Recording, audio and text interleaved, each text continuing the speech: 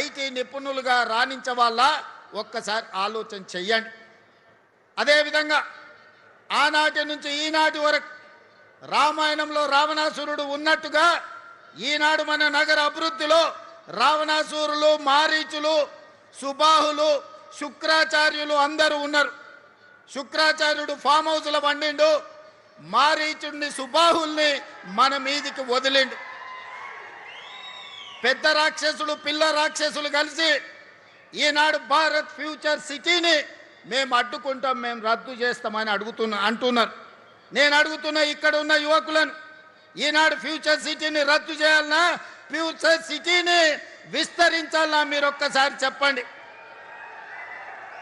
ఈనాడు future city మన ఫ్యూచర్కే కాదు, మన పిల్లలు, వాళ్ళ పిల్లలు, వాళ్ళ పిల్లలు భవిష్యత్ తరాలకు గొప్ప ఫ్యూచర్ను అందించడమే కాదు, భారతదేశానికే కాదు ప్రపంచానికి ఒక దిక్సూచిగా, ఒక గొప్ప నగరంగా తీర్చిదిద్దాలి అని ఈనాడు మన ప్రభుత్వం సంకల్పంతో ఈ కార్యక్రమాన్ని తీసుకున్నది.